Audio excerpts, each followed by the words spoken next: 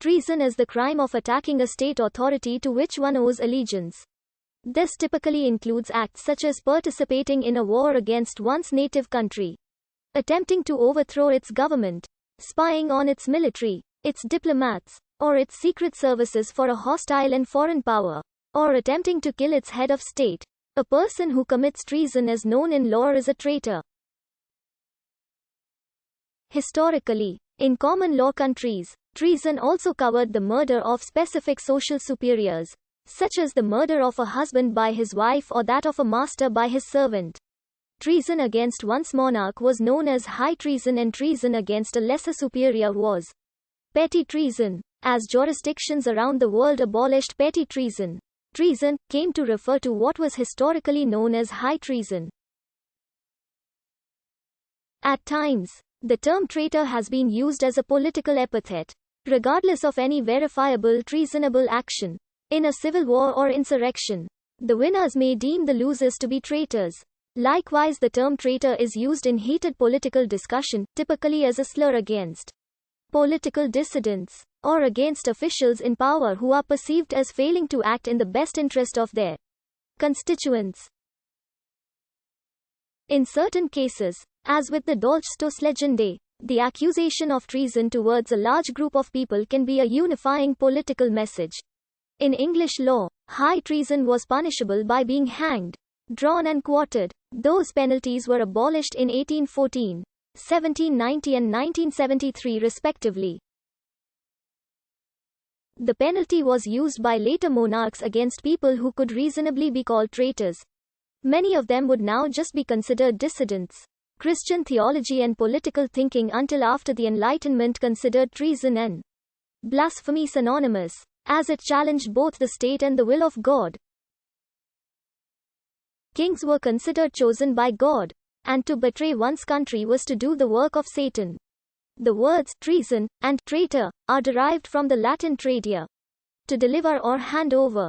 Specifically, it is derived from the term traditors, which refers to bishops and other Christians who turned over sacred scriptures or betrayed their fellow Christians to the Roman authorities under threat of persecution during the Diocletianic persecution between AD 303 and 305. Originally, the crime of treason was conceived of as being committed against the monarch, a subject failing in his duty of loyalty to the sovereign and acting against the sovereign was deemed to be a traitor. Queens Anne Boleyn and Catherine Howard were executed for treason for adultery against Henry VIII. Although most historians regard the evidence against Anne Boleyn and her alleged lovers to be dubious, as asserted in the 18th century trial of Johann Friedrich Struensee in Denmark, a man having sexual relations with a queen can be considered guilty not only of ordinary adultery, but also of treason against her husband, the king. The English Revolution in the 17th century and the French Revolution in the 18th introduced a radically different concept of loyalty and treason, under which sovereignty resides with the nation, or the people, to whom also the monarch has a duty of loyalty, and for failing which the monarch, too, could be accused of treason. Charles I in England and Louis XVI in France were found guilty of such treason and duly executed. However, when Charles II was restored to his throne, he considered the revolutionaries who sentenced his father to death as having been traitors in the more traditional sense. In medieval times, most treason cases were in the context of a kingdom's internal politics, though helping a foreign monarch against one's own sovereign would also count as treason. Such were only a minority among treason cases. Conversely, in modern times, traitor and treason are mainly used with reference to a person helping an enemy in time of war or conflict.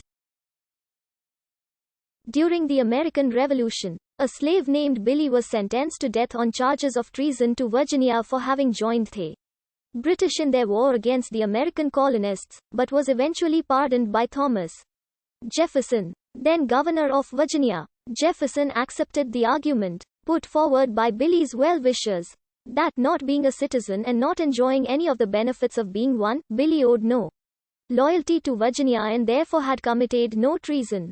This was a groundbreaking case, since in earlier similar cases slaves were found guilty of treason and executed. Under very different circumstances, a similar defense was put forward in the case of William Joyce, nicknamed Lord Haw Haw, who had broadcast Nazi propaganda to the UK from Germany during the Second World War. Joyce's defense team, appointed by the court, argued that, as an American citizen and naturalized German, Joyce could not be convicted of treason against the British Crown. However, the prosecution successfully argued that, since he had